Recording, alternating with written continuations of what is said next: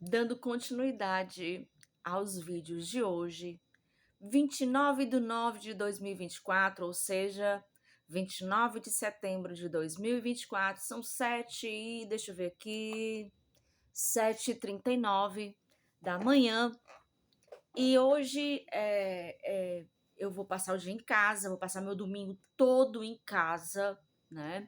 Vou aqui dar continuidade nos afazeres que eu comecei ontem, e da lida doméstica, né?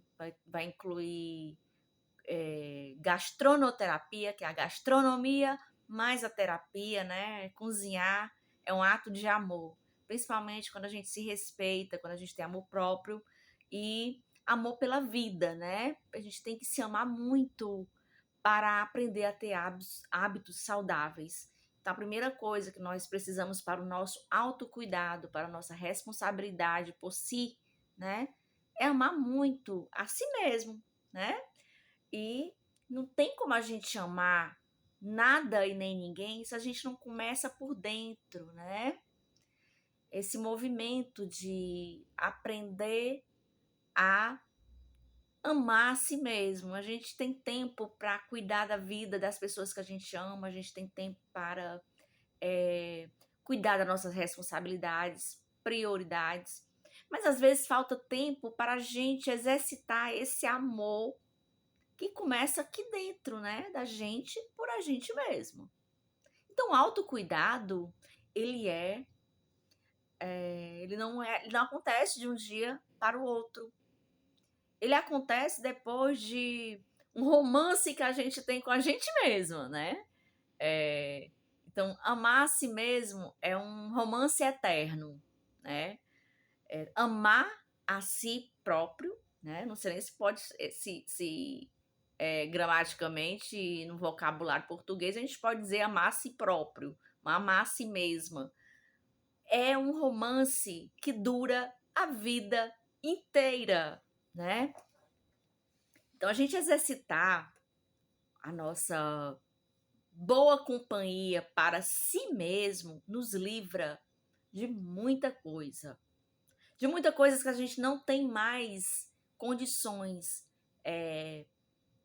físicas, nem psicológicas, nem neurológicas, intelectuais, espirituais para lidar. Por quê? Porque nós não somos obrigados a fazer ou não deixar e não deixar. Calma. Artigo 5º da Constituição Federal do Brasil. Ninguém é obrigado a fazer ou deixar de fazer nada, a não ser em virtude de lei, né? Acho que a primeira lei da vida que a gente tem que ter é amar a si mesmo, né? Então, se eu não amo a minha vida, qualquer coisa serve, né? Mas se eu me amo, não é assim. Eu vou ser uma pessoa que seleciona, vou ser uma pessoa que eu vou cada vez mais melhorar os meus hábitos de vida para ver, não é por questões financeiras, não é por questões estéticas, é por questões de saúde, por questões de qualidade de vida. Qualidade de vida não é ter uma conta bancária com milhões, multimilhões, multibilhões. Não é ter fama, não é ter dinheiro sobrando para fazer o que quer na hora que quer. É bom ter dinheiro, dinheiro é bom, né? Quem diz que dinheiro não compra felicidade é porque está comprando as coisas erradas. Mas não é bem assim, tá? Não é tá comprando as coisas erradas, a gente compra experiência, né? Então, eu não poderia ontem ter ido para o show da banda Sommelier com a disposição que eu fui se eu não tivesse o dinheiro da passagem do ônibus. Se eu não tivesse o dinheiro da passagem de ônibus, eu ia andando. Eu ia e voltaria andando. Se eu não tivesse o dinheiro da passagem do ônibus, né? Então, assim, quando dizem que o dinheiro não compra felicidade, a gente lembra desses detalhes, né? O dinheiro não compra felicidade, mas ele dá um acessório que ele dá uma qualidade melhor à nossa felicidade. Tipo, se eu não tivesse o dinheiro do ônibus, 4,50, tá? 4,50 aqui em Fortaleza é uma passagem. Quem tem o bilhete único, que é aquele passe que a gente passa no ônibus, né? O bilhete único, ele é R$ 4,50 uma passagem. Só que é R$ 4,50, R$ 4,50. Dentro de 2 horas, eu posso usar quantos trechos eu puder fazer usando o ônibus, que só vou pagar uma passagem, R$ 4,50, para quem tem o cadastro, né, no bilhete único que a gente faz em qualquer terminal. Faz em qualquer terminal o cadastro do bilhete único. Então é o integração, né? Deixa eu explicar isso para vocês. Então, quando a gente tem um bilhete único, quando você paga uma passagem de ônibus, que é no meu caso é inteira, é R$ 4,50, R$ 4,50. Então, essa passagem, ela pode servir de ida e volta num período de 2 horas. Então, se eu for e voltar num período de 2 horas para qualquer lugar, para resolver alguma coisa burocrática, coisas burocráticas não dá para resolver só com uma passagem, porque tem fila, né? Então, coisas que demandam fila, fila de espera, fila, tipo, se eu for um posto de saúde, se eu for com atendimento na Defensoria Pública, se eu for para uma audiência no Fórum Clóvis Bevilacqua ou em qualquer comarca, não só de Fortaleza. Então, uma passagem só não dá. A gente sabe que tem espera, que tem a imprevisibilidade das pautas que acontecem para que a gente seja atendido. E então, quando dizem que dinheiro não compra felicidade, a gente tem que lembrar disso. Dinheiro não compra felicidade, mas se eu não tivesse o dinheiro da passagem ontem para ir pro show da banda Sommelier lá na Rua Cambará, número 52, a Parangaba, eu teria ido e teria voltado a pé, né? Então, ter a passagem do ônibus, de uma certa forma, melhorou a qualidade da minha felicidade. Então, se eu não tivesse exercitado segunda-feira, ir e voltar andando do bairro de Fátima até o bairro Cocó, no edifício Nautilus, né? Que eu vou lá para saber se tá tudo bem com o João Ramalho. E vou toda semana, tá? Vou toda semana. E, enfim, eu sou mãe e eu preciso sempre estar a par do bem-estar, não só do João Ramalho, mas do Petrus Renan, né? Ser mãe a responsabilidade de mãe, ela muda de acordo com a faixa etária dos filhos, de acordo com as condições financeiras, sociais, enfim, dos filhos, né, de cada faixa etária. Independente deles estarem casados, namorando, ficando, amancebados, junto, ou seja lá o que for, né? Então, em união estável ou não, ou namoro, ou enrolado, ou em um caso complicado, enfim.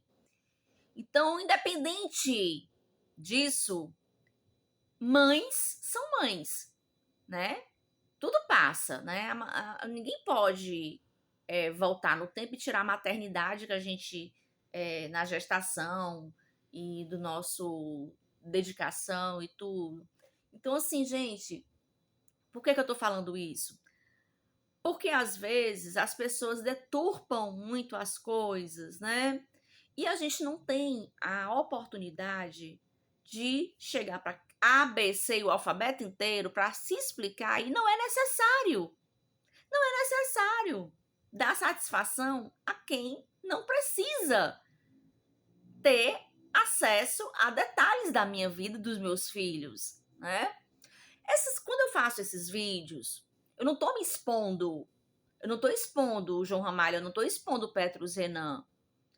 Quem em sala de aula ou em algum workshop, oficinas, nunca ouviu alguém falando sobre uma experiência que passou, contextualizando? Então, isso não é se expor. Em casos concretos, quando a gente traz algumas experiências, algumas vivências, a gente está trazendo digamos, uma situação, um contexto em que é uma bagagem de vivência, uma bagagem de experiência, não é exposição. Lógico que tudo tem que ter muito Bom senso, né? Bom senso é um artigo de luxo, tá? Bom senso é um artigo de luxo. Nem sempre a gente consegue, né? Porque nós somos humanos, enquanto humanos somos falhos. Mas a gente tenta todo dia. A gente não pode deixar de tentar, né? É encontrar o ponto de equilíbrio, o eixo de sustentação do nosso controle emocional, do nosso controle afetivo, da nossa saúde emocional, da nossa saúde afetiva.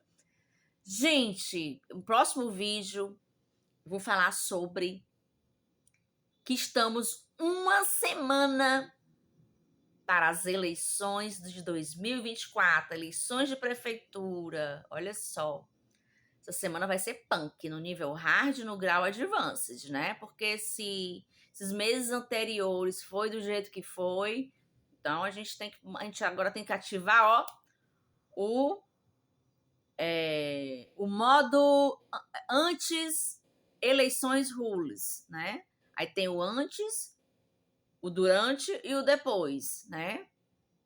O modo antes, durante e depois das eleições. Porque nós estamos lidando com pessoas que, em relação a partidos, são doentes, fanáticas. E todo excesso é prejudicial. Nenhum excesso é saudável, né? Nenhum excesso é saudável. Então, a partir do momento que eu estou lidando com pessoas fanáticas, nós corremos riscos de vida. Brigas é por causa de política. A gente vê aí todo dia alguém morrendo por conta de política. Às vezes, né? Um homicídio qualificado que a princípio não tem como a gente perceber os indícios de que são óbitos ocasionados por causa de política, por causa de diversas demandas, que inclui também a política. Não é só política, né? Política é um dos indícios que algumas coisas acontecem. Então, quando uma coisa acontece, aparentemente a gente tem ali os fatos. Só que além dos fatos, quando a gente fala em homicídio qualificado, a gente tem os indícios, né? Do que é que pode ter ocasionado determinada materialidade, determinado óbito, né? Então, esses indícios, esses detalhes, só quem pode discernir com mais exatidão, a gente não tem 100% de exatidão, mas nós temos uma porcentagem de probabilidade de constatações, e são bastante relevantes, né? Então, quando nós falamos de homicídio qualificado, os indícios não vão estar lá dizendo que foi por causa de política, foi por causa de herança, foi por causa do que for, um crime passional, por causa de ciúme, enfim, não tem a princípio de cara esse indício. Só quando você vai, né? Só quem pode fazer isso é o que? A polícia investigativa, a polícia civil, né? A função da polícia civil é uma função investigativa, polícia militar é uma ostensiva, né? O serviço de inteligência é investigativo. O Ministério Público fica aí no meio, interligando uma coisa à outra, né? E eu não posso falar mais abertamente sobre isso, né? Porque nós estamos lidando com entidades e instituições capciosas. A palavra é essa, capciosas. Instituições profissionais capciosos. E requer muito cuidado para lidar, muita prudência, muita cautela, né? Para lidar com algumas pautas polêmicas e pautas relevantes diante de todos esses fatos conexos em meio a ilações, coincidências que nós sabemos que não são coincidências por causa das reincidências, antecedentes, repetições, exaustivas repetições, precedentes, né? E é isso.